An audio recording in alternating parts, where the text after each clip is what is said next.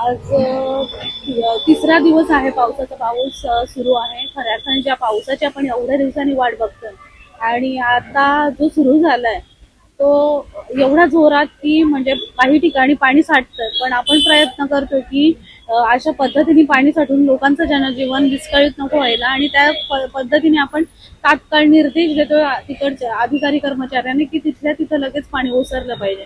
आणि आपले कर्मचारी असतील किंवा लोकप्रतिनिधी त्या पद्धतीने कार्यरत राहून लोकांना ह्या माध्यमातून काही त्रास होईल नाही याचं दक्षता घेत आहे. सायन पनवेल मार्ग एकतर शासनाकडे येतो, पण तरीही आपण आपल्या लोकांना त्रास नको व्हायला म्हणून जिथं जिथं पाण्याचे एक्झिट जे ठेवलेले आहेत ते पूर्ण स्वच्छ करून, आणि जिथं कमी आहेत एक्झिट किंवा वरच्या बाजूला आहे तिथं तात्काळ ते खालून खोदून पाण्याचा निचरा कसा होईल ते बघण्याचं काम करतात.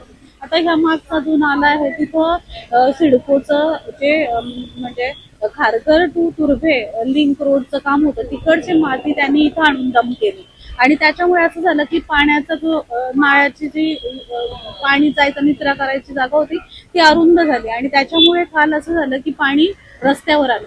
मग एखाद्या प्राधिकरणाने कुठलंही काम करताना ही दक्षता घ्यायला पाहिजे, कारण आपले पूर्ण पालिका कर्मचारी किंवा इतर अधिकारी इथं उपस्थित असताना सिडकोच्या कर्मचाऱ्यांनी किंवा अधिकाऱ्यांनी एकही फोन उचलला नाही. तात्काळ आपले आयुक्त किंवा अधिकारी जे होते ते सिडकोच्या एमडी ना जाऊन भेटले या संदर्भात, आणि आपण तात्काळ इकडची माती काढून तो रस्ता फ्री केला. त्याच्यामुळे आज पाणी व्यवस्थित जाते, रस्त्यावर नाहीये.